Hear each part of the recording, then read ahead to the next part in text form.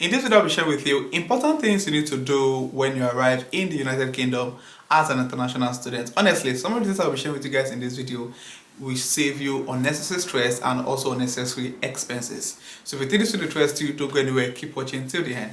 Hello guys, if you're coming across my channel for the very first time, my name is Daniel. Welcome to my YouTube channel. On this channel I share videos around traveling abroad and moving to the UK and many of the European countries. So if you think this is a place you want to be, where to get first-hand information on how to move abroad, then click on the red subscribe button to join the growing family. And for my returning subscribers, you guys are amazing. Thank you for the love. I really do appreciate you guys. So without further ado, let's get started with the video. When I came into the UK about 18 months ago, I was actually a bit lucky to have a friend, actually two friends who currently stay in Sunderland at that time. And when I got in, they were able to help me to settle down properly. And I can remember when I first came in, the first day, the day I moved into the UK, that same day I started applying for jobs. Courtesy to the guys that helped me settle down in the UK. Easily. So I'll be sharing with you guys some of the things you should do immediately you get into the UK, and trust me guys, some of these things I'll be sharing with you guys will help you avoid unnecessary spending, because as I've always told you guys on this channel that living in the UK, paying your bills starts the moment you land into the country. Honestly, UK is an expensive country to live in. We've got like loads of bills to pay and and all of those things. So the first thing you should do when you move into the UK is to get your BRP. You need to start processing your BRP. Now, like when I came in during COVID, I had to stay in isolation for about 10 days, and I couldn't do anything for the 10 days. All I could do was just to make phone calls and try and put some things in place, but I couldn't do anything physically.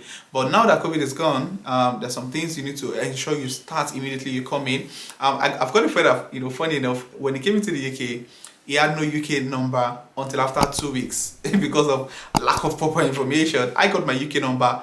My UK number was already waiting for me if I came into the UK, and this is because of availability of information. So the first thing to do when you get into the UK is to get your BRP. Now, the place where your BRP will be dropped, or the station you're going to pick it up, will be stated on a letter you'll be getting after you get your visa. So when you go to the TLS office in your country, Nigeria for instance, you get your visa, your passport back, which obviously have your stamp on it to prove that your visa has been approved. There will also be a letter in that particular folder you'll be getting from the TLS office. Now, on that TLS office, on that particular document, it will state where your BRP will be dropped for pickup. So in my own case, mine was dropped in a post office. So all I did was just to go to the nearest post office in Sunderland, and I got it. While some of my friends, theirs was dropped in the university office, so they have to go to the university to get there. So you can always confirm that in that letter. I think most times that particular information is being filled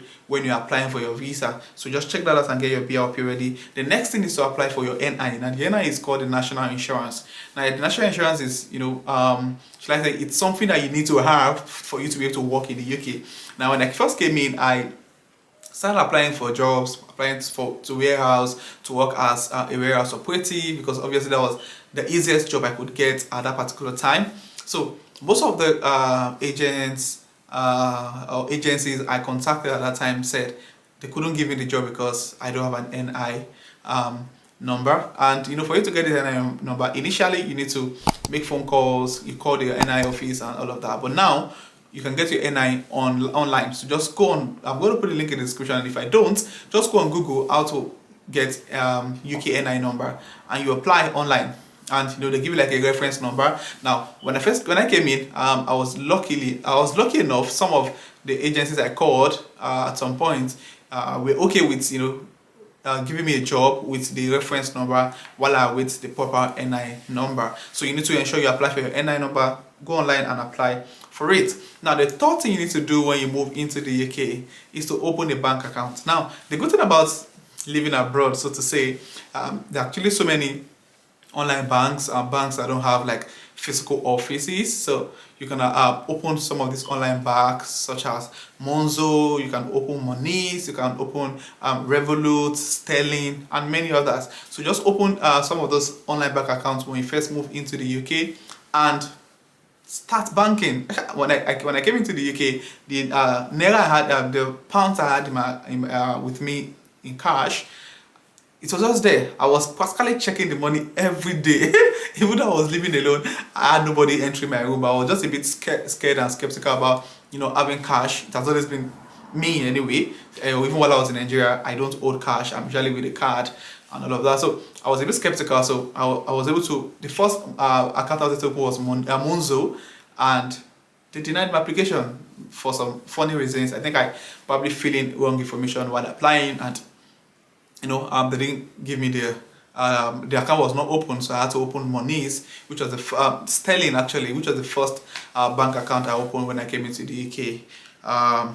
At first, so now, please don't tell anybody. I've got 5 different bank accounts in the UK. That's weird, but it is what it is. So, also, if you are confused on how to open those bank accounts, in the description below, I'm going to put my referral code, so you can apply. You can click on the referral code in the description below to open a Revolut bank account and start spending money with your card. In the UK, when you first get to the UK, before you open the major bank account like Lloyd's and Barclays and the likes. So just check out the description below for the link to open a Revolut bank account. And the next thing you need to do is to get registered with a GP. Now, it's very important for you to ensure that you get registered with a GP when you get to the UK, so that in case you get sick and you need like some medications, your GP is the one you're going to contact. It's like your, should I say, your private clinic sort of, even though they can be frustrating. They've got like loads of tests they can do for you as your GP. It's really frustrating. I wanted to do some blood tests some couple of months ago, and I couldn't. They were telling me, oh, they can't do this, they can't do that, and all of that. But it's compulsory for you to ensure you open an account with a GP. You register with a GP in your environment, and just register with the GP, because there's some applications you do that they will require you to provide some funny numbers from your GP and all of those things. You need to put your GP and name of your GP, they contact them for some medical, just some funny processes. So make sure you register with a GP around you. Just go on Google, the closest GP to me. You see like loads of them. Just ensure you register with them. Now, another thing you need to do when you first get to the UK, honestly guys, transportation costs in the UK is frustrating and annoying. I have to be very sincere with you guys. So it's very important for you to ensure you ask questions from people around you on how they try or they're able to manage transportation costs. Now, as I said earlier, I was lucky with the fact that I had like 2 people here already in Sunderland that put me through, but there's some people that I never knew. I remember when I was traveling for a particular job, when I first came in, I met someone in the train that never had any idea he was spending ×3 of the amount I was spending on transportation, and we were practically going through the same route. So that was because of lack of information. There's some cities in the UK where you just buy a ticket for a week, and that will save you like almost 20 something pounds. While there's some that you can buy for a whole month. There's some locations that have like an app that you can buy. You can buy your ticket and even get student discounts. Like for where I live now currently in Newcastle, when I was living in Sunderland when I first came in, all I needed to do was just to buy a week ticket for £21, and that's going to cover all my transportation costs for the whole week.